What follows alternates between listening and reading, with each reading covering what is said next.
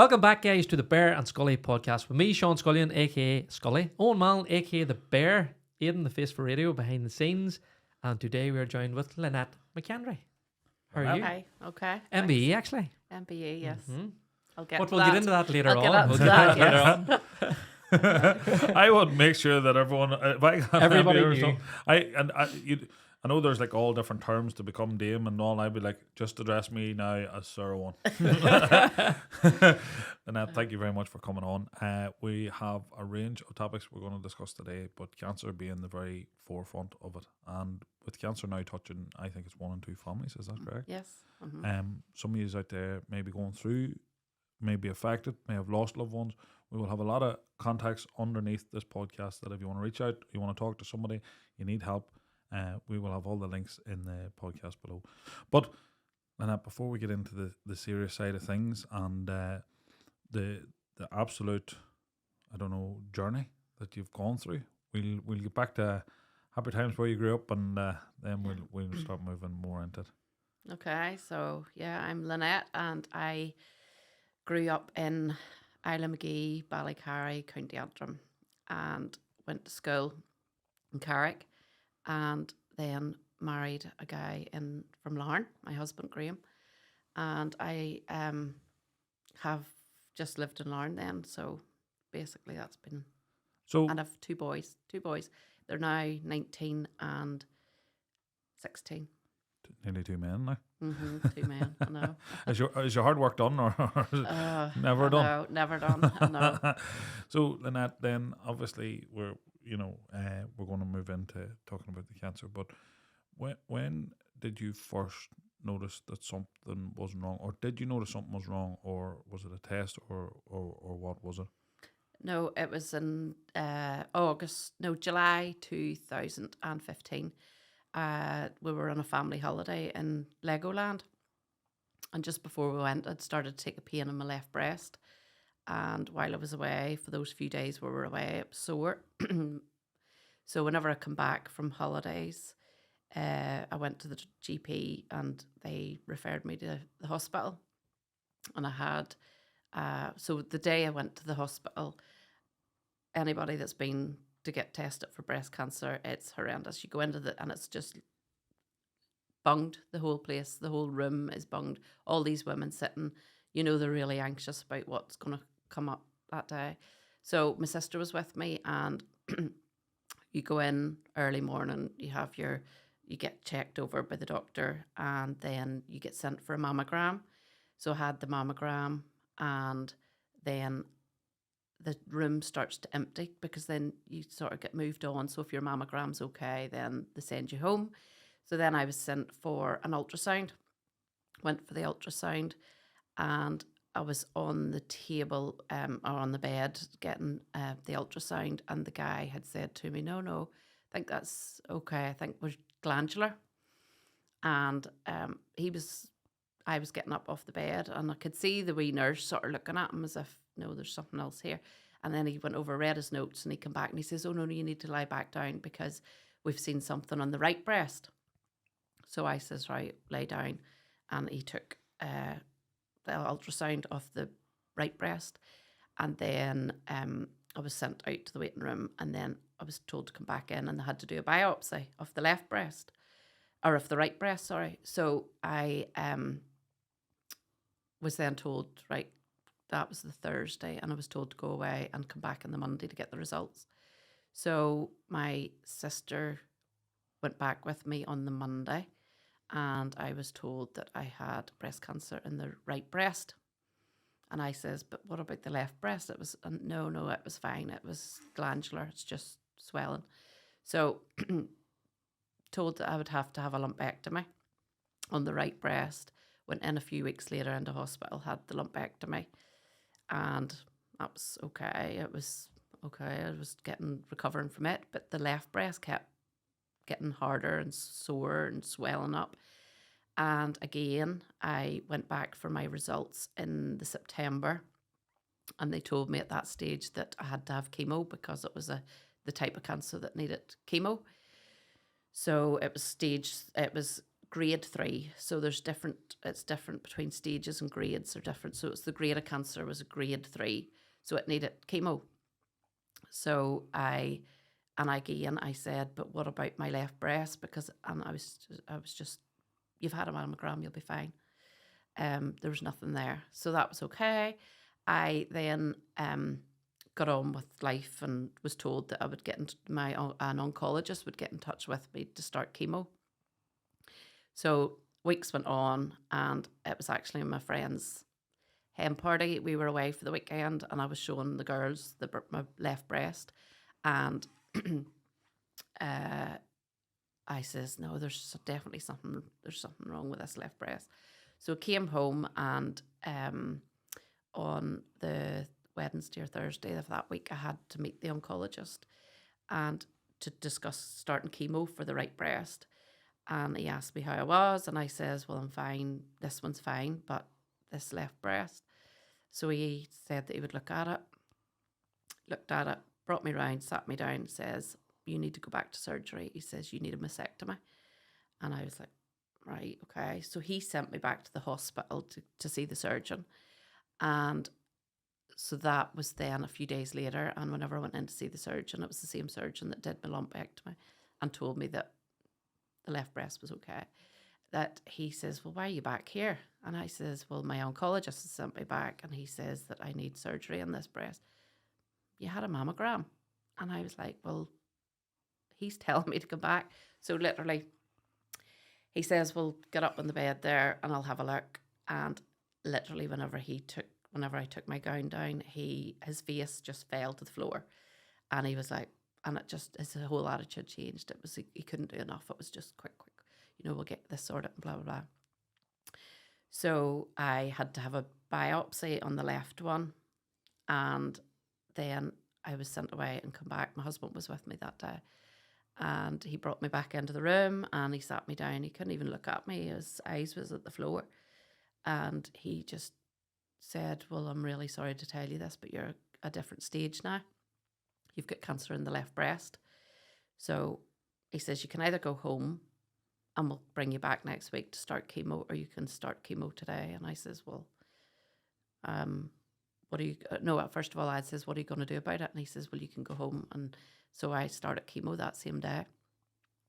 So whenever I was getting my chemo, it was actually the chemo nurse said to me, so you've got the inflammatory type.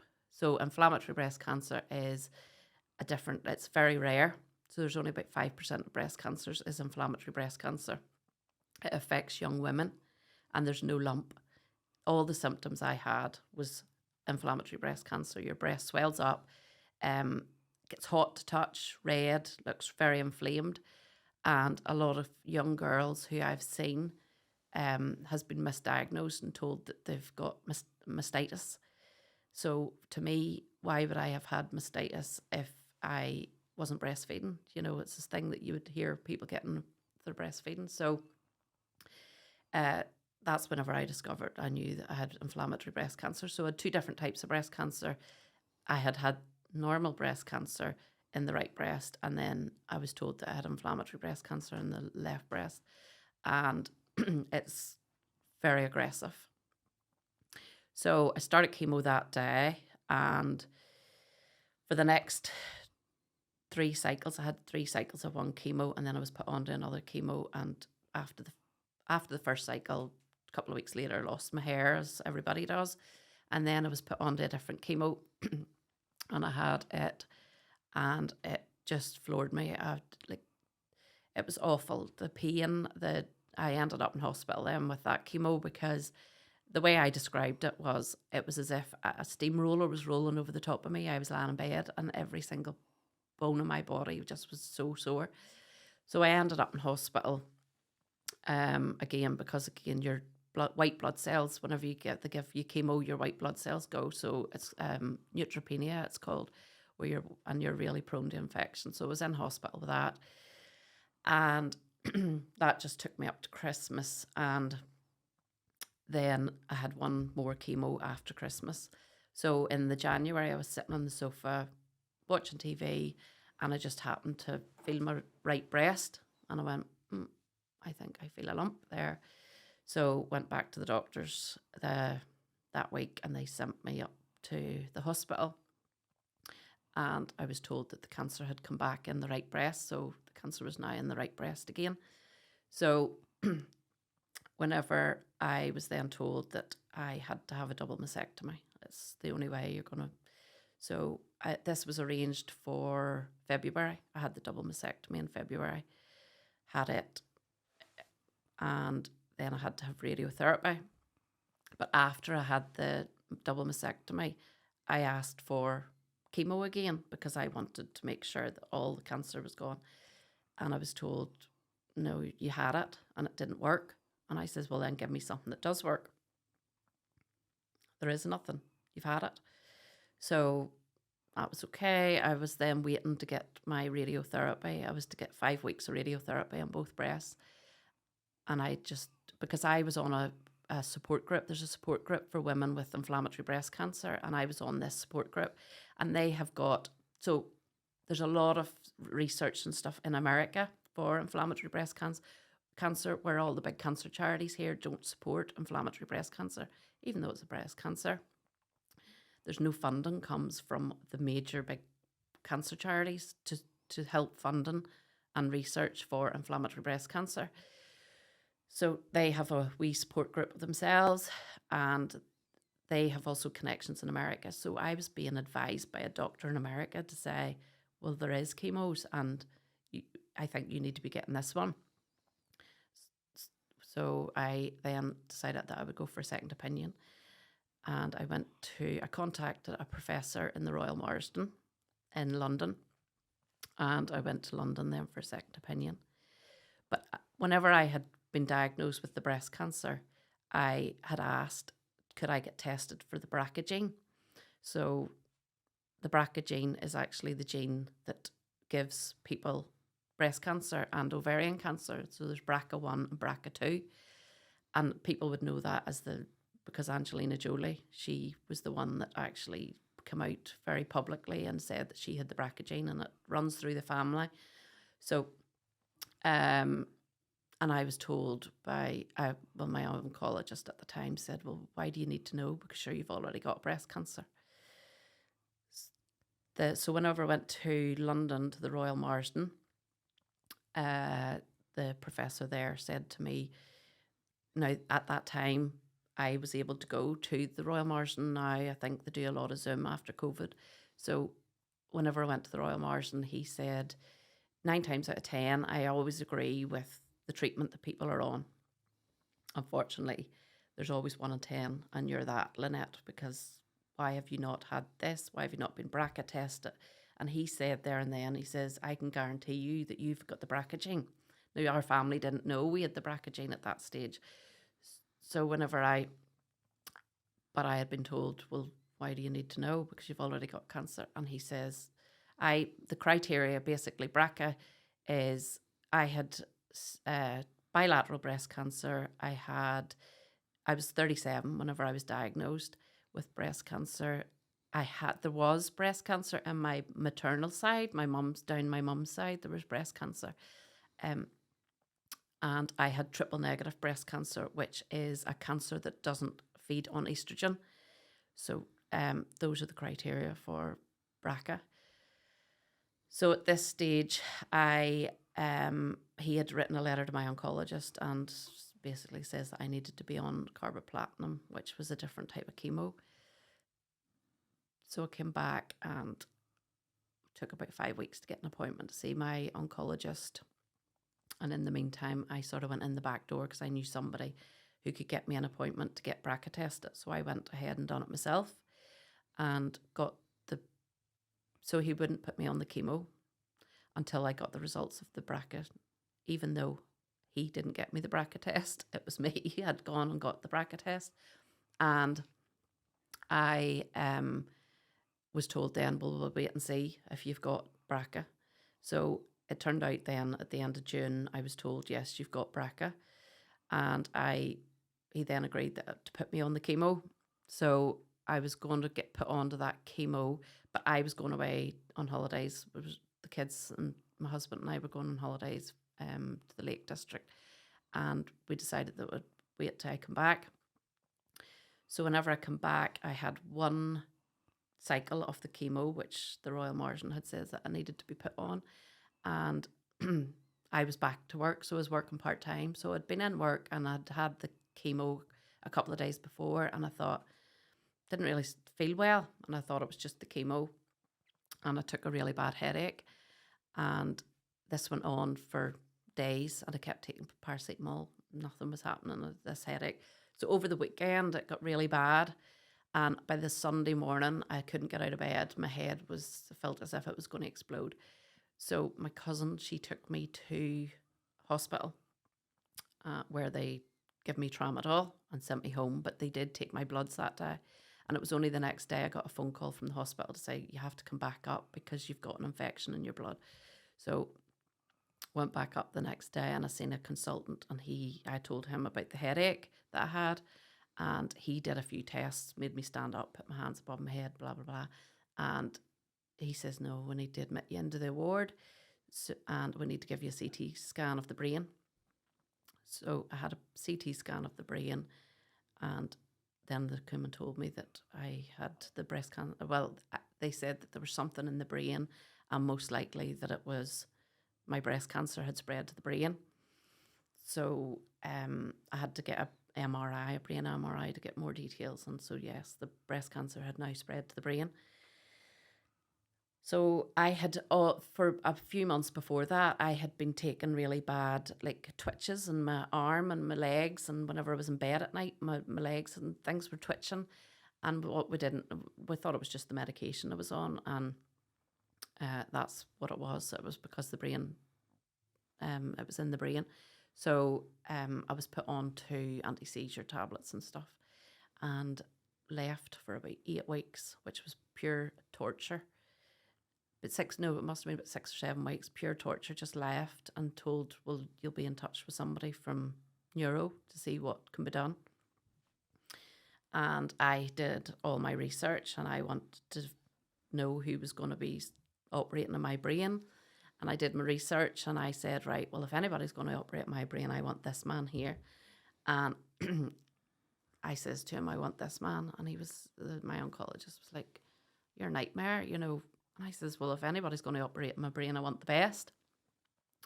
So I was a nervous wreck. I was a complete basket case at this stage, because I just thought, well, I'm going to die. This is it. You know, it's in the brain. How long have I got left? So whenever I got to the hospital to see my neurosurgeon, my husband and my cousin was with me, and I went in, thought that he was going to tell me, you know, we can't do anything. You know, you may just go home, get your affairs in order.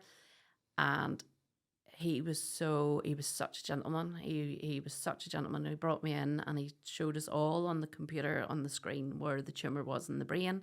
And he said, we're going to do this. We're going to operate, and we're going to take it out. And, you know, Lynette, people get this and they can live for years afterwards. And it was like a weight being lifted off my shoulders. I'd come out of that hospital like a completely different person. I just had so much hope left. So whenever I had, he brought me in the following week, and I had up here, they went in open brain surgery, and I had the surgery here, and they took the tumour out. And I had that in the September, and I was told that I had to get another scan in 3 months to see I had another brain MRI in 3 months. And I went back and got the results, and I was told there was another one there. So I had stereotactic radiotherapy, which is it's called gamma knife. So it's basically like targeted radiotherapy, which is it was new. I was actually the first person in Northern Ireland to get it, because it had been getting done. My neurosurgeon was doing it in England once a week, but this was the first time it was being done in Northern Ireland. So I had that, and about 10 days later, I was in the house, and I had been fine. I had went to the swim pool and all that morning, that morning, went for a swim, because you don't lose your hair, and it was just a wee tiny bit of hair that had fell out with having this. And later on that day, I was sitting in the house and my cousin had just called in.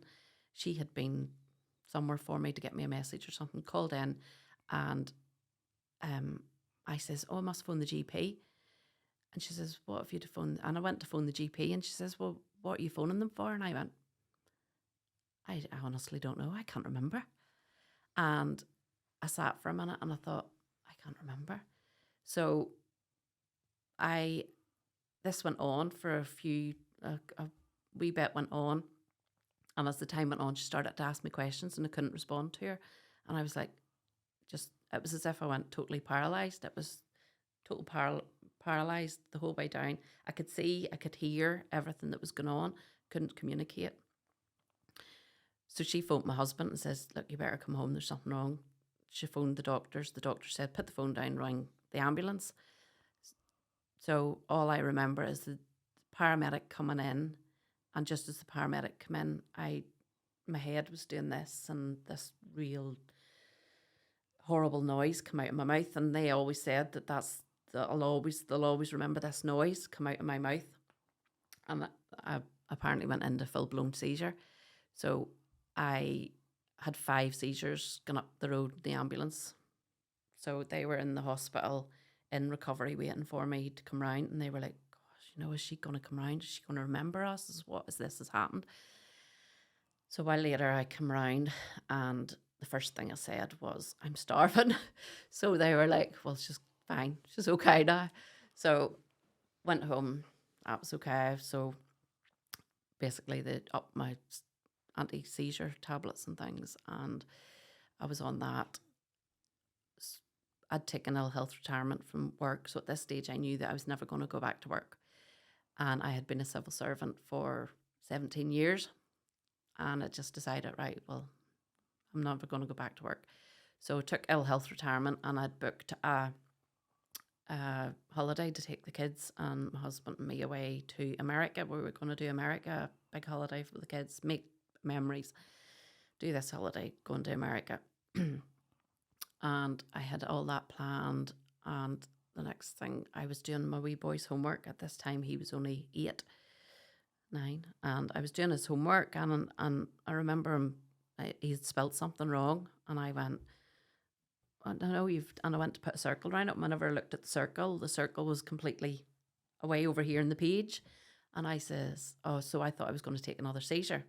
So I went upstairs, took a tablet, and went to bed. So the next day I phoned the GP, and the GP says, no, I need to phone the hospital here. And they phoned, and they says, no, she has to come straight back up to get a CT scan. Went up and had my CT scan, and I was told that there was another tumour.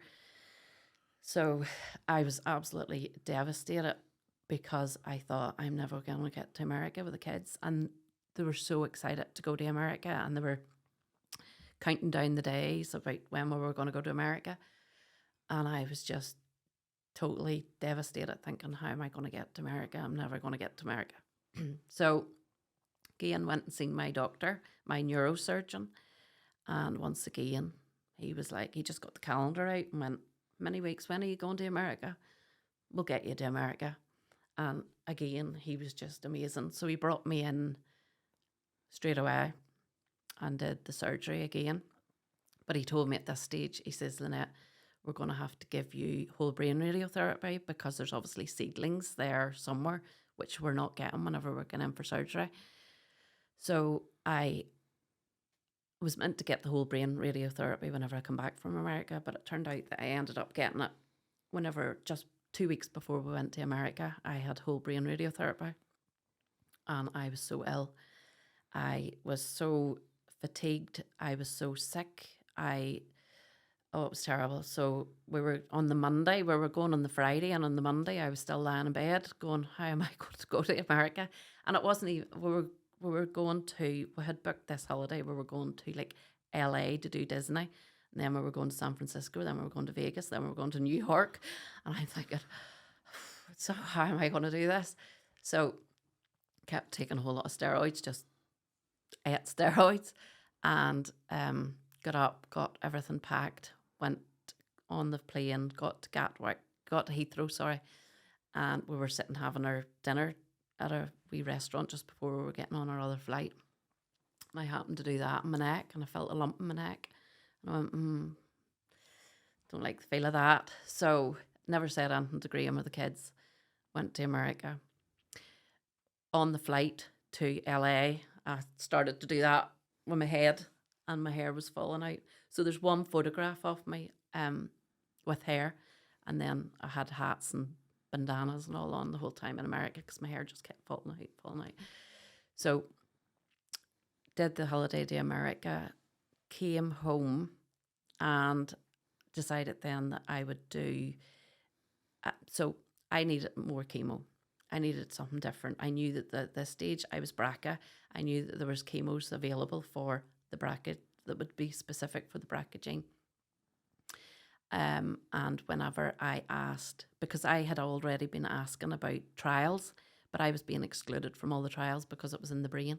Obviously, the prognosis of brain, whenever it goes to the brain, is so bad. They don't like you on trials because you're going to skew all their figures. So I couldn't get onto any of the trials. And whenever I come back, there is in Northern Ireland, there's a application called the individual funding request. Nobody knows about this, only because they don't like telling people about it. But it's where if you have got an illness and there's a treatment out there which isn't licensed yet here, you can apply for this, but you have to be 95% different from the rest of the population. So say there was 100 people had breast cancer. You have to be 95% different from the rest of the population to be able to apply for this. So my argument was that I was triple negative, I was BRCA, I had bilateral breast cancer, and it was in my brain. At that particular moment in time, there was probably very little chance that there was somebody else going through the exact same as me. And I was told, no, that they weren't filling it in. So I filled the form in. I give it to my oncologist, and then they had to take it to a MDT. And he walked up the corridor the next day and he says, no, it wasn't approved. And I was like, why not? No, they wouldn't approve it. And I went, right, okay.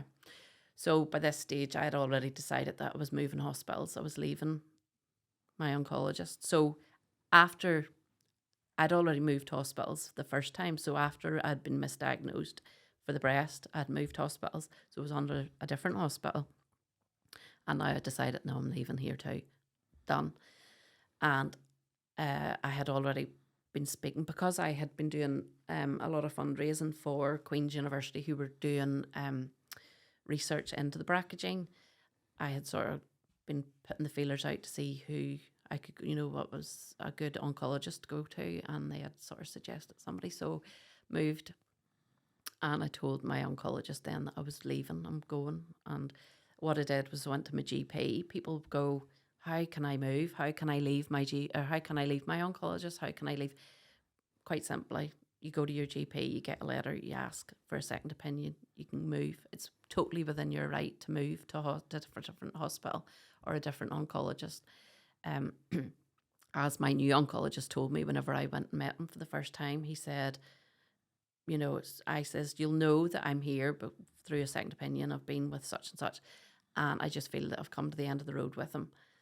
And he says, yep, totally within your right to do so. And there's nothing to say that you'll not come to the end of the road with me. And he says, but I'll try my best for you. So this drug that I had been wanting and I had applied for through the individual funding request, he was prepared to do this for me. He was prepared to get me this drug.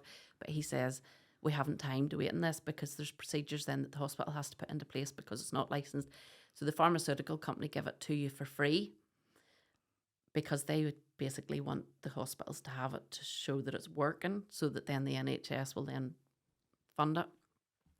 But they give you it free, but then there's procedures obviously the hospital has to put in place to be able to administer this.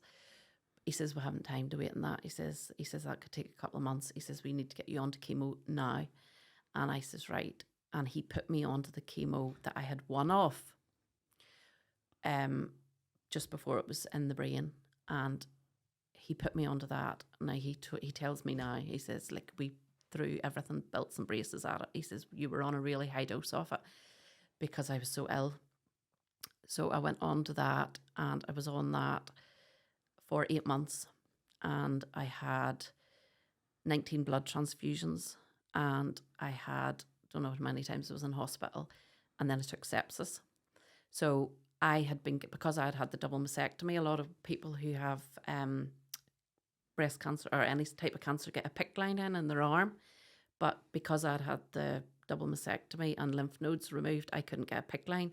So they kept giving me a Hickman line, which is like a tube that comes out from the chest here, and it's like exterior, which is prone to infection. So I had 3, and the whole time I was going through cancer, I had 3, and every single one of them I got infected. The last time I got sepsis through this. So I was in hospital with sepsis for 2 weeks, and it came on so quickly. And this is another thing that and you hear more of it now. You know, years ago, you wouldn't really have heard of people having sepsis, but now, and you do hear of people taking sepsis, and it comes on so quickly. So I was sitting in the house at 3 o'clock. My mum come home with the kids, and I was talking away to her, fine. 4 o'clock, I started to feel a wee bit shivery. 5 o'clock, I was like, no, I feel as if maybe a cold or something coming on. I'm quite shivery. So my husband come home with the kids, and he took them to football at 6 o'clock. And by 7 o'clock, I was on the sofa, and I was shaking like this. And I thought, no. So I phoned the chemo line, and they says, no, you need to get to the hospital straight away. My cousin came, picked me up, and driving up the road, she had to have her head out the window because I had the heat on full blast. I had a big winter coat on, hat on, scarf on, and I was shivering like this. So whenever I got to the hospital, they put me in, and I remember passing out at one stage, and then I was just on, they put me in, like, I was so quick. I was on IV straight away, and then I was in hospital for 2 weeks on different antibiotics for a few weeks. So after that, I got out of hospital and I finished the chemo. And in March 2018, they did a scan and on the brain and in the body, and they told me that I had no evidence of active disease, which is, they know the disease is there, but it's just not active at the minute. They couldn't see it on any scans. But so usually whenever people, it moves to any other part of the body, it becomes stage 4. So a lot of people think that whenever it went to my brain, I had brain cancer. Brain cancer is completely different from actually secondary breast cancer in the brain, completely different. It's like if somebody has lung cancer and then it goes to their liver, they don't have liver cancer, they don't now, or if they had lung cancer and it's now in their bones, they don't now have bone cancer. It's actually the lung cancer has travelled and it's in the bones now. So a lot of people don't really understand that. So that's whenever they say that you're stage 4 or secondary, and stage 4, there's no cure. So once people become stage 4, there's no cure. So it's basically you've got cancer and more likely that you're going to die of cancer. So the best you can ever get to whenever you've got stage 4 breast cancer or stage 4 cancer of any type is no evidence of active disease. Where it's not active, they know it's there, the cells are still there in the body, but it's just dormant at the minute. So they said, look, we've got you to this stage because the really high dose of chemo I'd been on. They said, yeah, you're no evidence of active disease, but we need to take you off chemo. And that's the thing, is whenever you're stage 4, you're on chemo for life. You're generally on chemo for life. But he says, no, we need to bring you off this for a while. He says, because you've been so ill, we need to get you a couple of months break. We'll bring you back in 3 months and scan you again, and then we'll come up with a plan of what chemo we're going to put you on. So they brought me back in 3 months, did a scan, brain, body. No, still no evidence of active disease. And that was 5.5 years ago. So I have had no cancer for 5.5 years, and I still get brain scans and body scans. At first it was every 3 months. Now it's every 6 months. And every time I go, I'm told no evidence of active disease. And I am just so grateful for every day and for every year that I get past that milestone where still no. And every time I go to get my results, my oncologist will walk in and they'll go, well, how are you? And I'm going, well, you tell me. So, and he goes, no, you're still good. And he's like, and he's due to retire. And I'm like, don't you be going anywhere until, so, and I'm like, I want to know who you're going to refer me to because you're not referring me to anybody that I don't approve of. So, yeah, I'm here 5.5 years later and yeah, still going.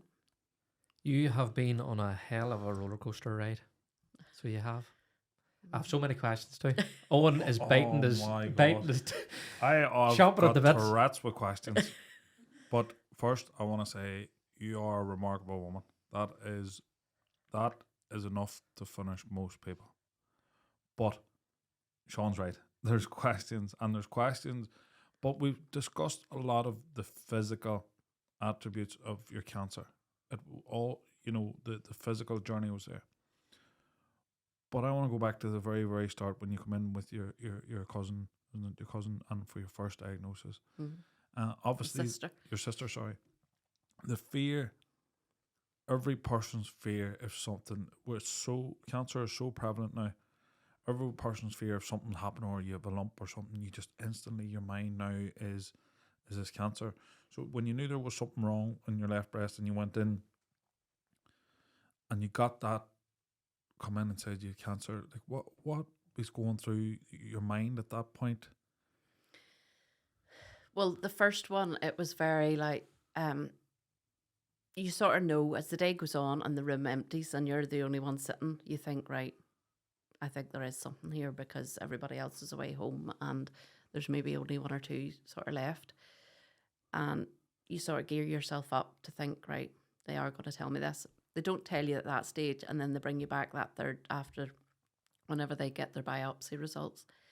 And again, you're sitting there, and the one thing I always think now back, and everybody that has stage 4 breast cancer or stage 4 cancer of any type will tell you, see at the start, see whenever you're given that diagnosis, see the support you get. It is very good. Now, the doctors are very, they'll tell you the news and then they'll leave the room, so their job's done.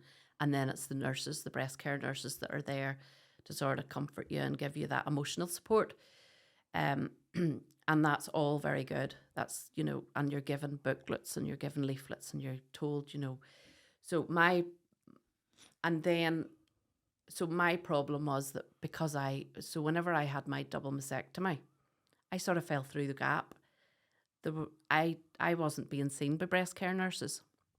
I wasn't being seen on a regular basis. So people that usually have cancer they have that support and they have that where they can phone their breast care nurse. I didn't have breasts, so I was like, I just sort of fell off the radar and everybody's sort of books. So there is a lot of support out there from charities as well, and the charities are amazing. You can, and in Northern Ireland, we do get some things which other people don't. Even your wig, you'll get a free wig in Northern Ireland, where across the water you have to pay for your own wigs, which is so. The support, yes, whenever it's primary, secondary, it's completely different. Like I was told that it was in the brain, and it was most likely in the brain, and just that was it. The doctor walked away, and that's it. You're not. There's no leaflets. There's no support. There's no comforting. There's no. It's just basically it's now in the brain. We'll see you in a X amount of weeks to come up with a plan. But yeah, that, and even then, whenever you're sort of told, because at that stage you don't really know if you're going to have chemo. So I had come out of knowing that's what I had, and thinking, well, do you know what, I could have a lumpectomy and I might not need chemo or radiotherapy or anything. And then it's only whenever you go back to get the results after they've done their biopsies and stuff on the tumour that they've removed, then they can tell you whether you need chemo. And then again, there's all the different types of breast cancer. So you've got your ER positive, you've got your triple negative, you've got your HER2, which is all different types, and it just means that the cancer feeds on different things. So, and it's getting your head around all that. But the triple negative one, which I had, has got, they're basically at that time, whenever I was diagnosed, there's no treatment. Basically, there's very limited treatment for triple negative because all these hormone, the ones that are treated now, through like Herceptin and things and tamoxifen and stuff, that's because those treatments have been developed because the cancer's actually feeding on estrogen or different things that those treatments are helping. Whereas with triple negative, there was nothing. You know, they just haven't come up with anything yet.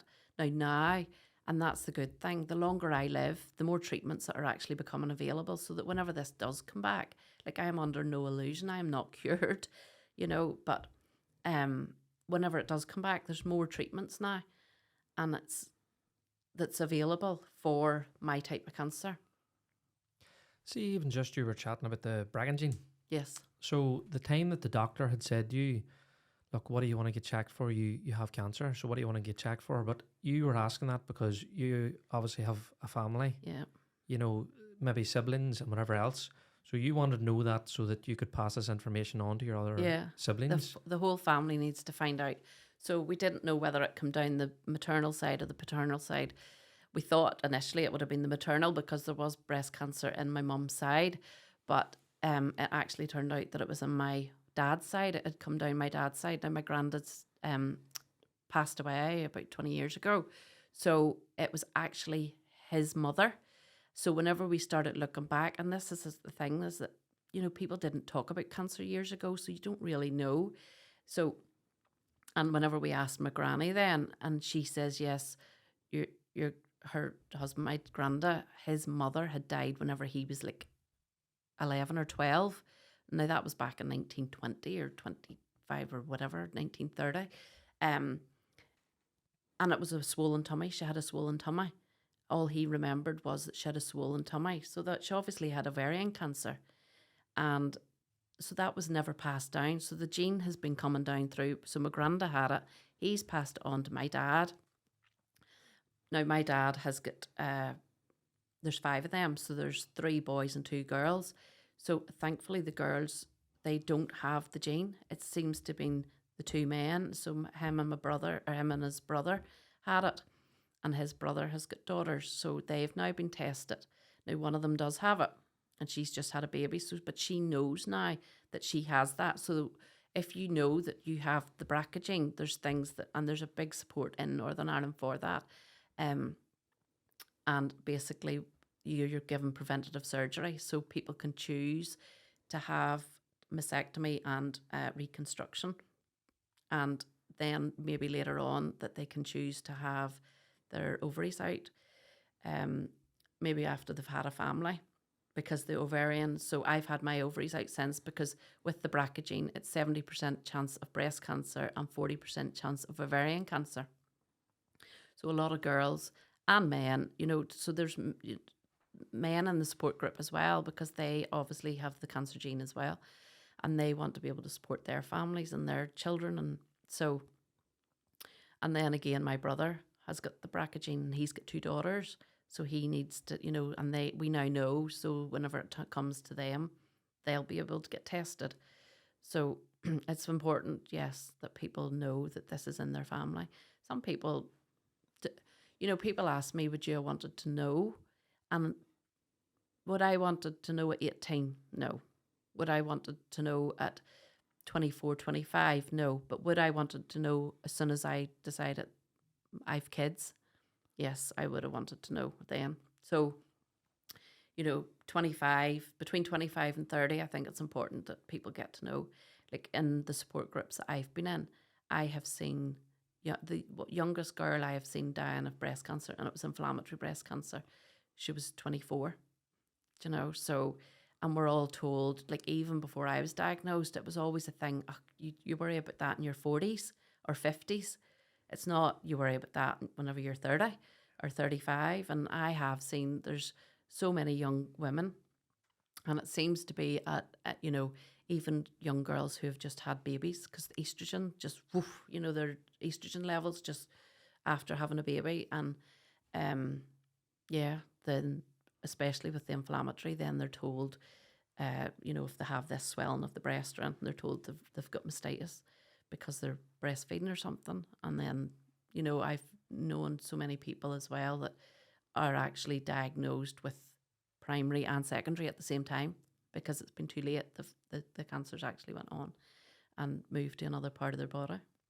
But Sean was saying there, like, I can't comprehend how an oncologist will turn around and say, why do you need to know you've got cancer?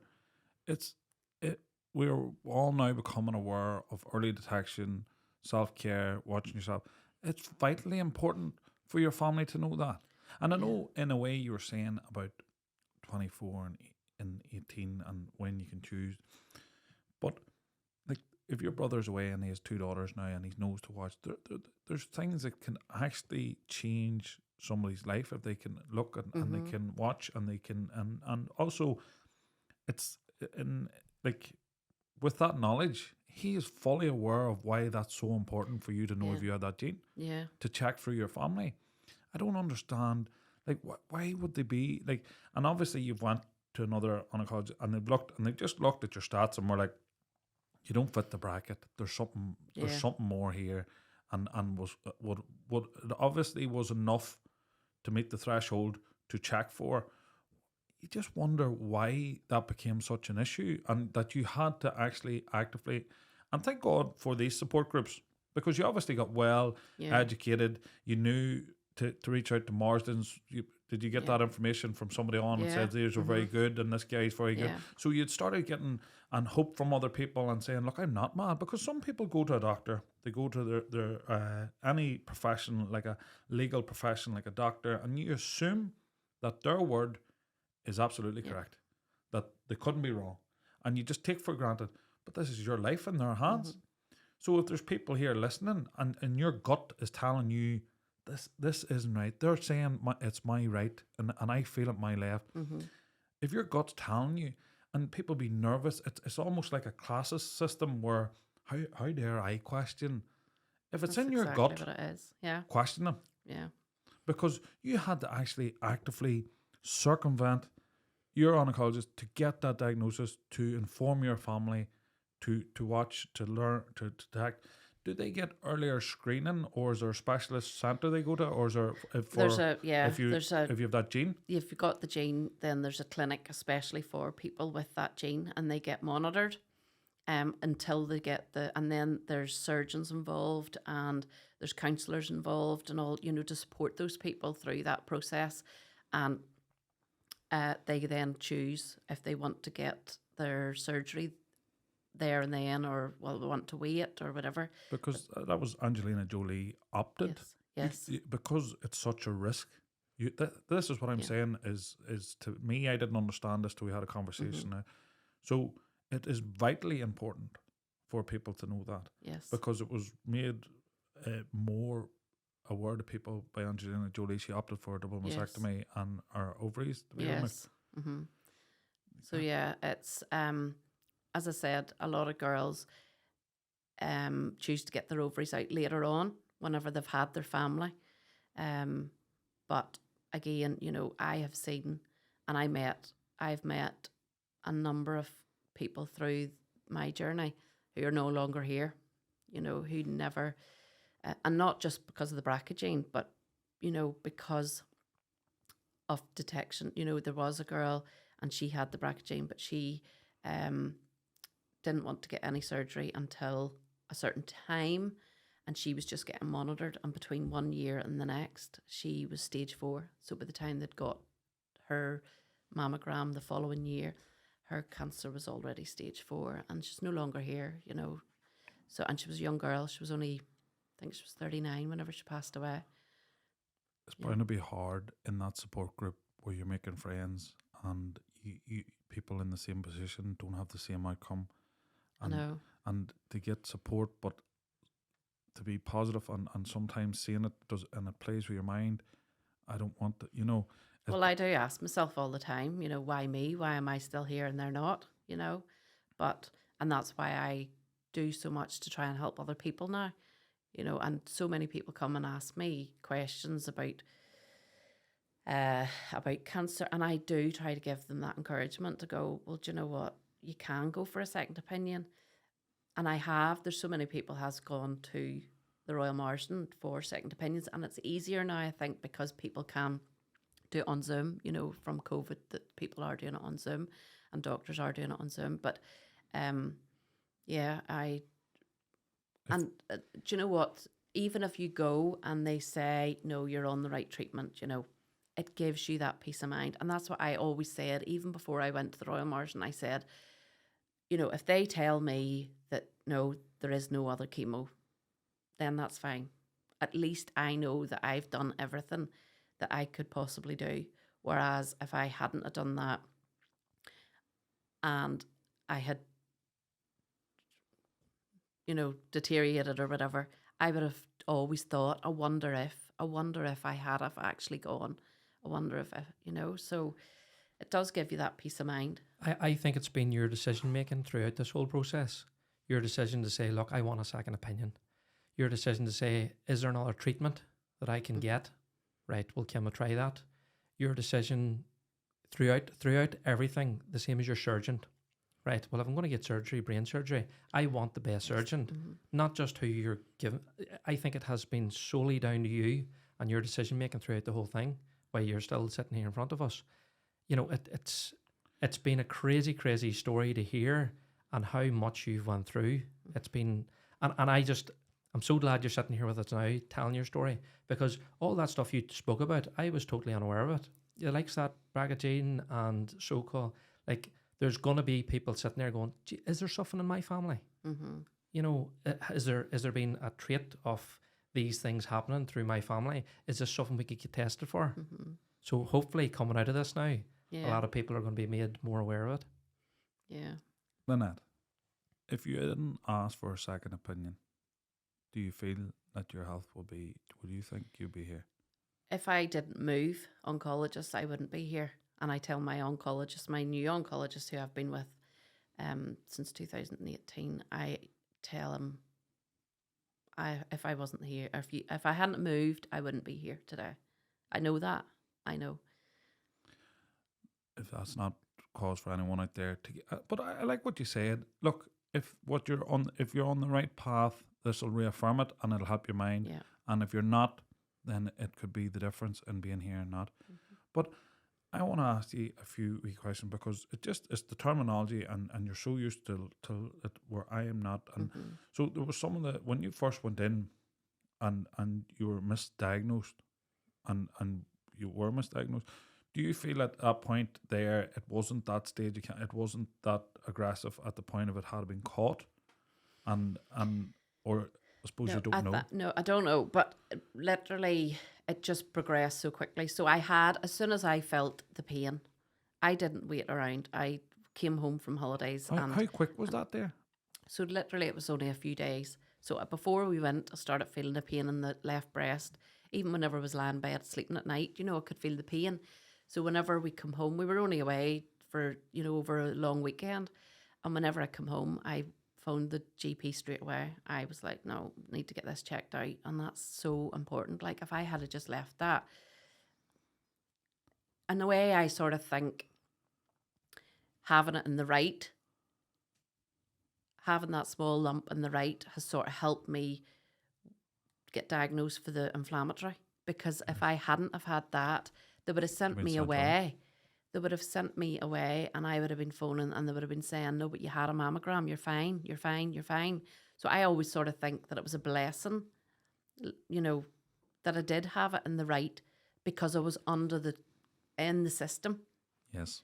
Whenever this still progressed, you know, so if I hadn't had that, I would have been out of the system until next year.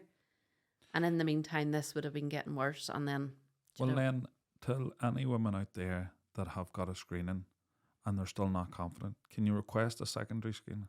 You can, yes.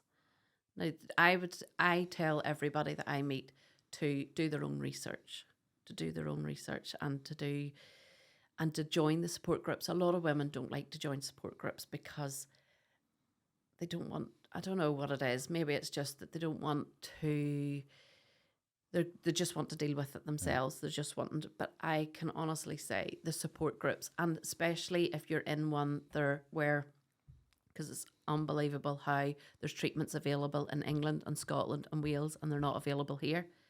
So, and you get that advice and you get that support from people. Peer support.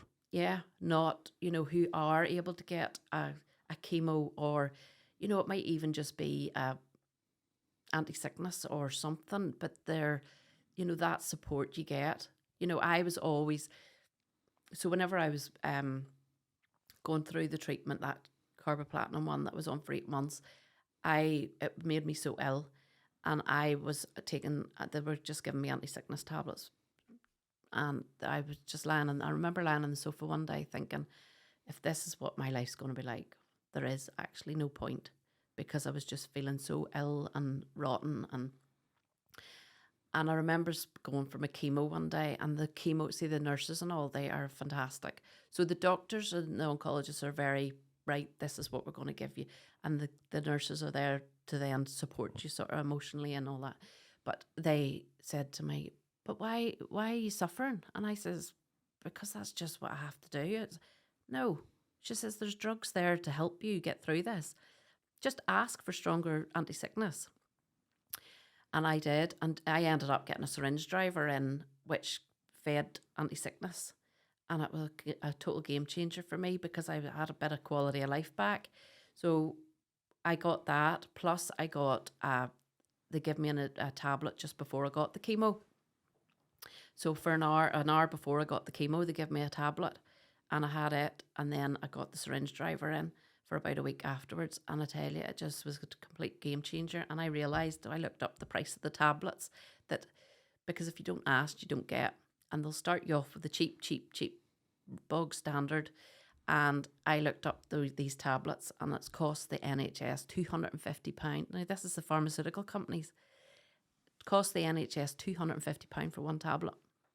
Is it any wonder pharmaceutical companies don't want a cure for cancer? Yeah. So £250 for one anti-sickness tablet. So is it any wonder they're not just giving them out willy-nilly? So, but they did. I got this then, and then the syringe driver I had in as well, and that's just a wee. You carry it around in a bag, and then again, people think, oh my God, syringe driver, because that's like end of life, where you hear people getting syringe drivers in, but no, this was anti-sickness tablets, medication, and it just come up. And it delivered it slowly into my body, just constantly. And it was a total game changer. It just gave me back a bit of quality of life. So, see, you're saying about all these tablets that you were taking and whatnot. You obviously must, I'm going to go on to my next point, but you obviously were doing a lot of research in the background, probably to get off these type of tablets. Yeah. And what I'm trying to get on is your bone marrow. Yes, the bone broth. Bone broth. Yeah. So, can you talk a wee bit about that and how you actually get into that as well? Yeah. So whenever I was told basically that I was no evidence of active disease, I had been on, I had blew up because I'd been on steroids off and on for about 3 years, and blew up my face. Everything was all puffy, all swole up. I was put on so much weight, and I was on antidepressants. I was on sleeping tablets. I was on anti-seizure tablets. I was on steroids. And then I was on all these anti-sickness and chemos and all that. So I just thought, I want to come off everything. I want to try and get everything out of my system. I want to do things more naturally.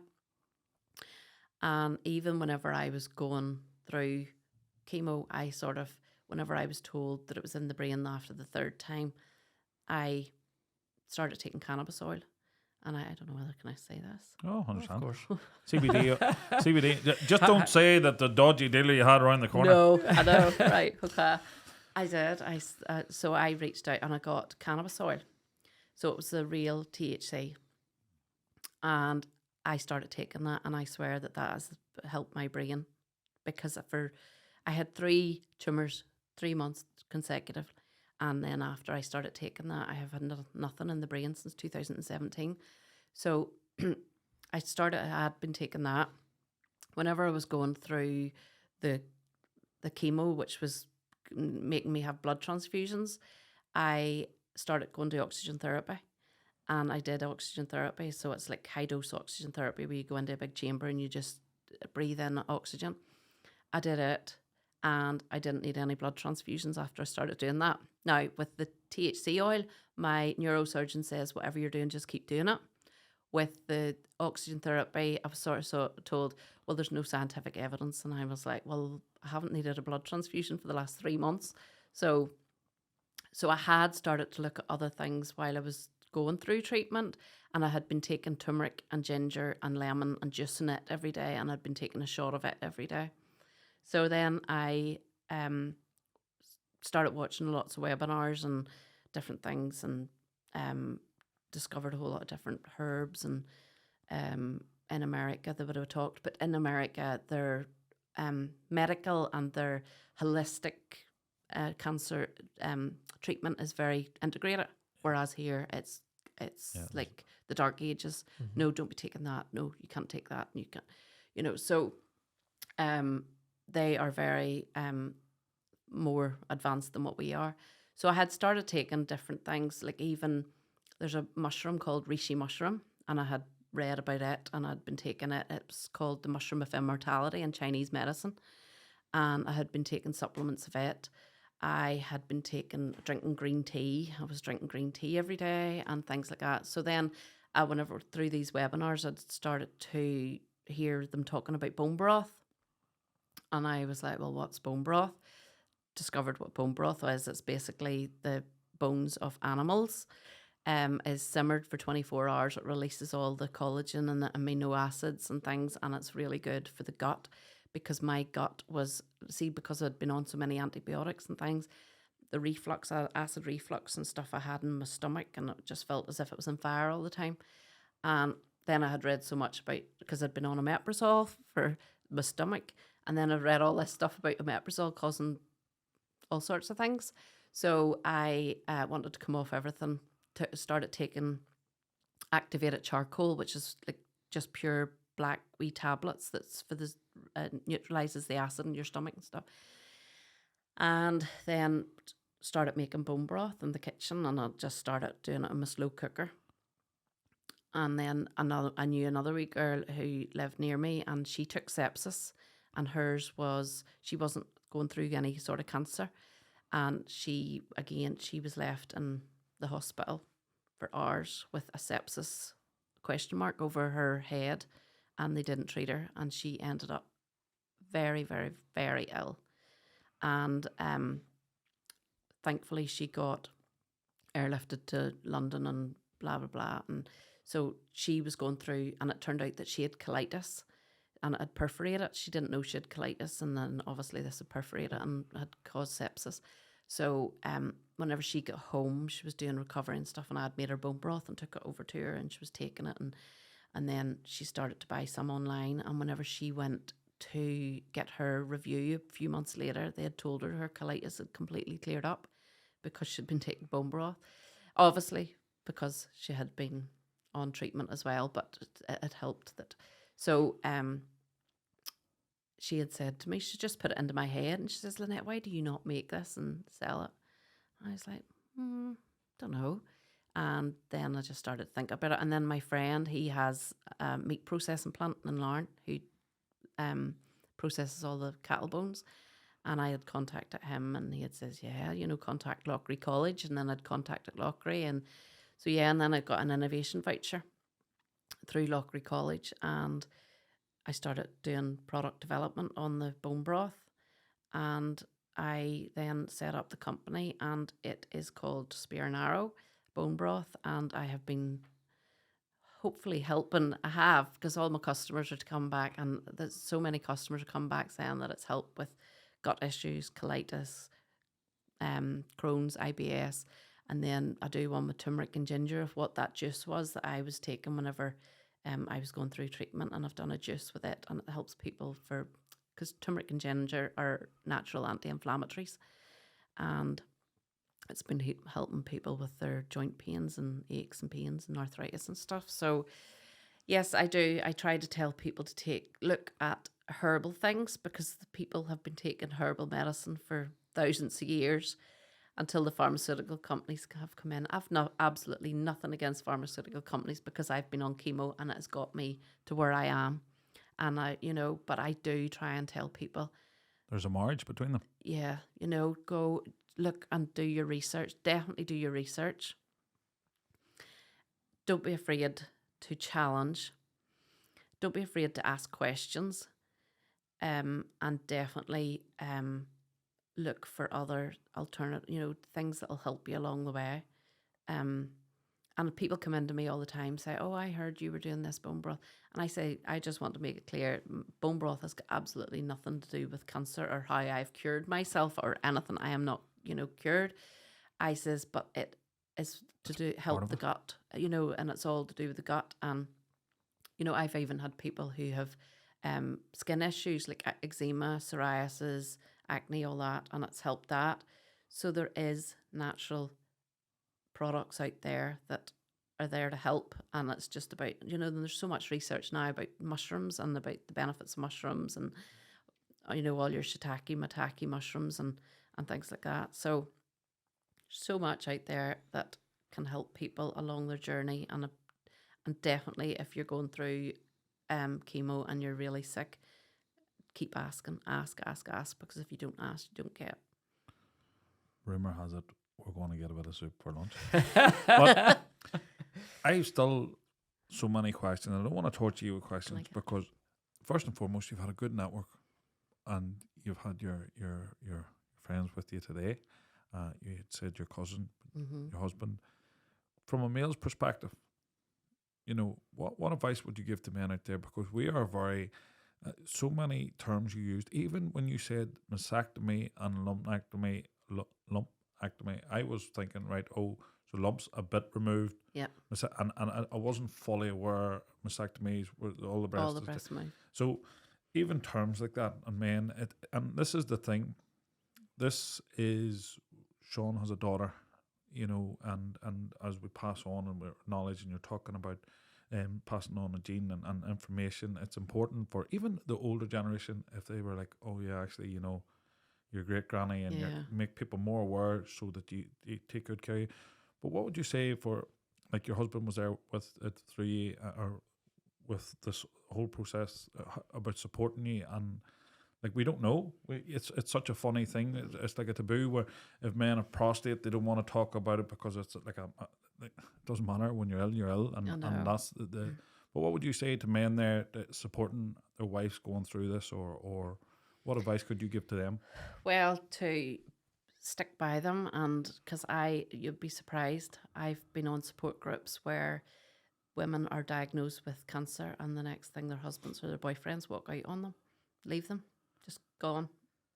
It's amazing, isn't it? I was just talking about this to my dad there a couple of weeks ago. Just bailed? Just bailed. Sickness and health doesn't mean anything anymore? No. So, yeah, he has been, like, so supportive of me. But yes, it is hard for them because it is all about the woman and about her what she's going through. And there is support groups out there for men as well, but Graham is very quiet. He doesn't, he wouldn't talk about things like that. So the good thing he had was that my cousin sort of lived with us for a while. She had moved over from England whenever I was diagnosed. She lived with us for a while. So we talked to her, and she was a good support there for him. And, during that early stage, whenever I wasn't well and things, that she was there, and he was sort of more helping the kids. So he was good to be there with the kids. So, and then she went to the hospital appointments and all with me. So, yeah, it's only like a few years later, he did say to me, it was always about how you were, and everybody was always asking about how you were, but nobody ever asked, well, Graham, how are you? So. And if he says that, and he doesn't want to say it, and he's right to say that, but sometimes people be like, well, and who are you, and all was going on, but there is somebody else sometimes, and that's why we're saying there is support groups for families and really good charities here. We've worked with some local to us, and they're fantastic for helping support. Oh yeah, but the kids, I had them.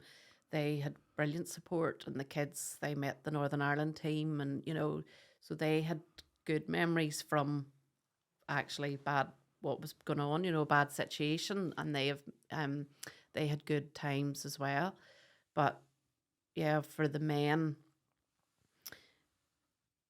I would say it is more difficult for them because they do bottle it all up, and they're trying to be strong for everybody, and they don't like to break down, and but We'll just be there and Yeah. show up. Well, and like there, you actually said the children, and there's so many aspects of cancer. Cancer touches so much in the family. Mhm. Like, and I hadn't even, not that I was brushing over, but I hadn't thought about that. But you had young kids, yeah. and when you're ill, it took a lot of time away. The illness takes a lot of that time away. Yeah. So I always remember there would have been nights where I was lying in bed and I was going through had my chemo or something, and my younger boy, he would have come up. He was only 8 or 9 at the time, and he would have come into the bedroom. He would always like to be there in the bedroom or watching a movie while in the bedroom.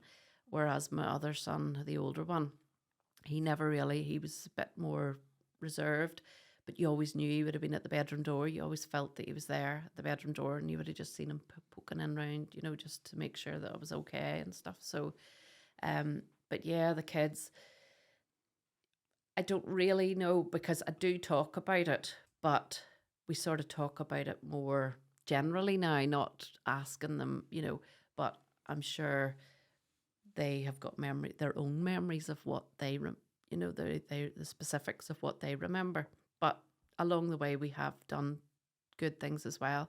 We have had those holidays. We did do America. We did the Lake District. We've done, good holidays, good family holidays. So yeah, and then it's my parents as well. You sort of forget, but I think to myself, because the first thing I thought was, whenever it happened to me, whenever I was diagnosed, well, thank God it's me and it's not one of the kids, So, but then you sort of forget how my mum and dad felt, because I'm still their daughter. So it's still hard for them to watch, so they found it difficult, because at the end of the day, I'm still their baby. I'm so it's different generations of different, of the people watching and seeing what's going on, and sort of dealing with it in their own way. Well, we've glossed over something, Sean, haven't we? There's Well, you're a massive champion for breast cancer, and you've obviously done massive amount of charity work and raised a lot of money for them. Yeah.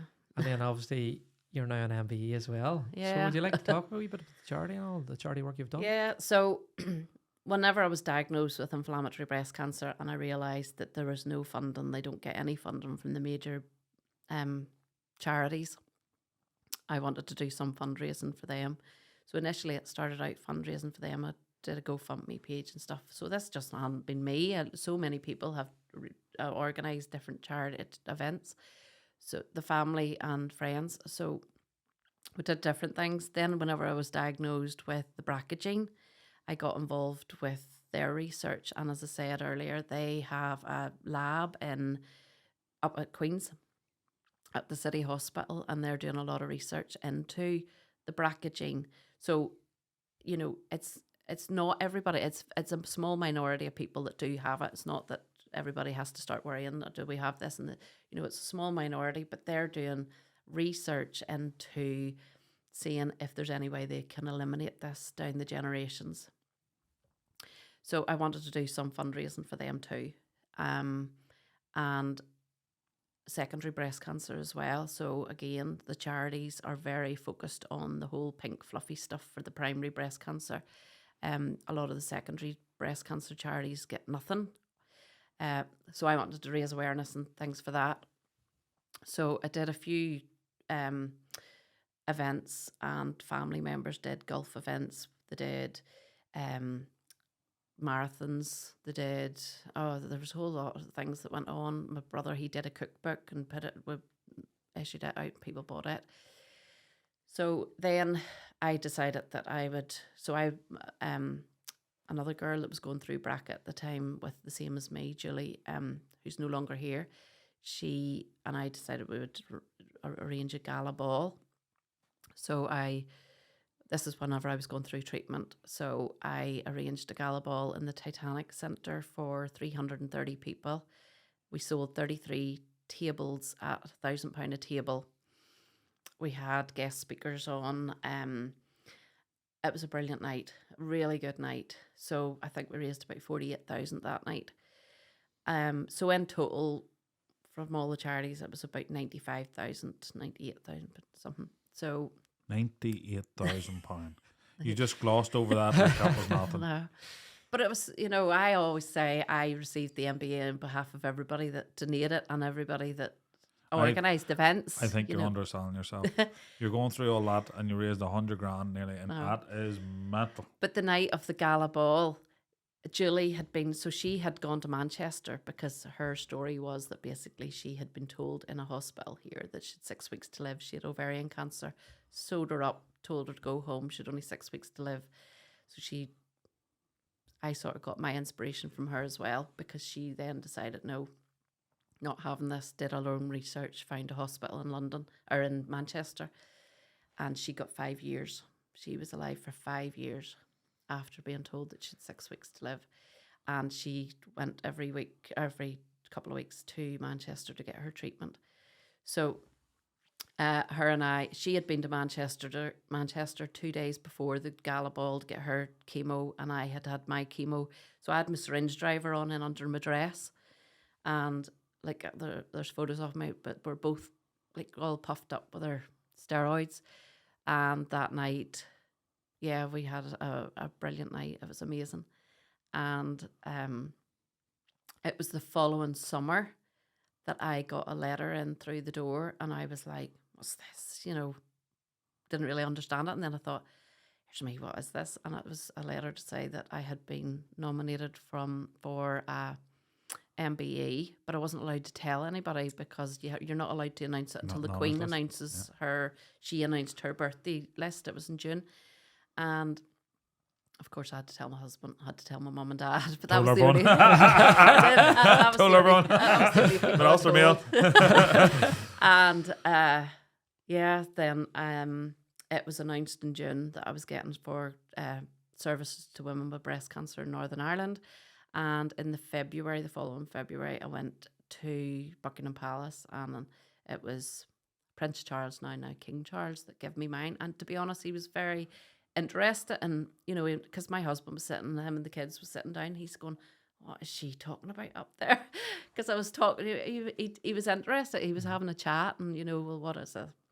But the whole story about that, the funny bit about getting the MBE that day was that my hairdresser had lent me a hairpiece, and I put the hairpiece on that morning, took a photograph of myself and sent it to my cousin, and she was in the hairdresser, and she showed it to my hairdresser, and they were like, she's got that on upside down. and they were like, ring. And so you're not allowed your phone, and they take your phone off you. And so we had Graham and I come out, and we had all these missed calls from my cousin trying to get through to me to tell me to put the thing on up the right way.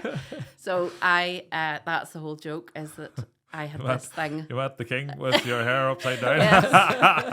So at least it's something to laugh about. Brilliant. You know what? Your journey was never plain, so that probably just fitted completely in with that. But you know, what was Julie's full name?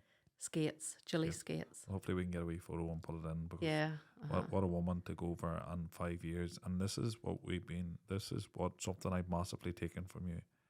There's second opinions, there's other options. Mm-hmm. It's not always final on what one person I know. says. I still get emotional whenever I talk about Julie, because she was such an inspiration to me, you know. No, well, brilliant. And you know, these are strong women. I don't know ever. I know I couldn't. What you went through. How many transfusions have you received? 19. 19. Blood How many operations? 2, 3, 4, 5 or 6, 5. And we're not talking ingrown toenails here. No, We're talking about open brain But surgery. see the brain surgery. See the first one I had. I went in and had the surgery. I think I had it on the Friday, and see by the Sunday morning, I was actually sitting. I thought, I need out of here. I hated it. I just wanted to get out of hospital. So I had went and had a shower, quick wee wash and all. Got clean jammies on, went down, got myself a coffee, and come back and was sitting in the bed for 10 o'clock on the Sunday morning whenever my neurosurgeon was doing his rounds. And he just walked in and he was like, because I'd just had brain surgery like 2 days before. And he was like, I take it you're looking home. And I was like, yeah. So, yeah, I actually felt that the double mastectomy, the surgery for the double mastectomy was worse than the brain surgery. Really? There's photos. I've got photos. I'll show you them. I'm laughing. None of this is laughing, but you know what I'm laughing at? If I had my tonsils taken out, I'd probably be there a week. You have brain surgery and you're out in 2 days. 2 days. No, I just wanted to get home. You know, psychologically, for a woman to have a double mastectomy, how is that to deal with? Well, whenever you're told that you've got cancer, you don't care. You just go get them off. And I do believe that has saved me as well, because they've just removed them, and that's sort of removed the risk of that keep coming back. So whenever, I'm sure having that decision, if you're told you've got the BRCA gene, that decision to have your breasts off is a major decision. It's completely different whenever you're told you've got cancer in both breasts. You don't care. You're just like, get them off. So I wasn't able to get reconstruction, and I still haven't had reconstruction, so I'm still flat. Because at the time I was told that with inflammatory breast cancer, there's a big risk, because they actually have to get right down into the skin, because that gets into the skin as well. So I couldn't get reconstruction at the time. And then it just went on that long where I wasn't going to get any surgery that wasn't necessary, because I was on chemo for so long. And now it's got to the stage where, and at the start, I was very self-conscious of, and I always wore a scarf, and had a scarf covering my chest and stuff. And then just I got to the stage. And I remember going out one night with my friends, and I had put on fake boobs. And it was like halfway through the night that they then turned around and went, I know what's wrong with you. There's something different about you. I knew there was something. And she says, no harm. It just doesn't look right. They don't look right. So it doesn't annoy me now, I just, at the end of the day, what's boobs whenever you've got a life, So I could, and I have thought, because I did speak to a surgeon at one of because they have like a conference every year for BRCA people. And I did speak to a surgeon about doing reconstruction now. But my oncologist is very reluctant for me to have any surgery that's not necessary. And to be fair, I'm like, do I want to risk it? So I don't know. I might in the future, but it's not important at the minute, So Your zest for life, and that is undeniable. And there's, in all the seriousness that we've covered here, there's been a nice feeling and the brightness when you come in and chirping and having the crack, and I love that, and I really hope that people take from this a couple of very stern lessons and what is important in life. You know what, we get so hung up on all the wee things that generally when things matter, they don't. So I hope when people are watching this that there'll be different stages, and you said it. None of the surgeries, none of the things are all the same for any one person, and what worked for you, the CBD, the bone marrow, and it's a combination of all them healthy things together worked for you along in hand with the pharmaceuticals. Yeah, some will work for others, some might not work for others, and you're in that group. You're seeing some things that'll work and some things are not, but people there's options to try. There's hope.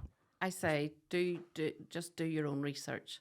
There's people who I hear is taking cannabis oil, and they need to understand that some people can't take it because their cancer feeds on estrogen, and cannabis is an estrogen plant.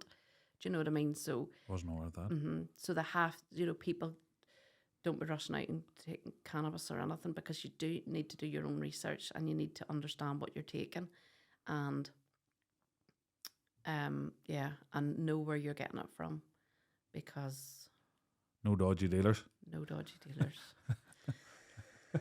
Yeah. Well, look, Lynette, I have thoroughly, and it's weird to say this, I've thoroughly enjoyed it because I enjoy the message that you're delivering, the hope and the options to people, And I really, you'll never know the knock-on effect of the people you have helped. And with 100,000 of charities and the advice you've given to people and the advice here that people will take from you, you'll never fully get to appreciate. But all them people will be in debt to you for your help and for play to you. And thank you very much for coming on. All right. Thank you for Thank you having very me. much, Lynette. Thank you. Thank you. Oh,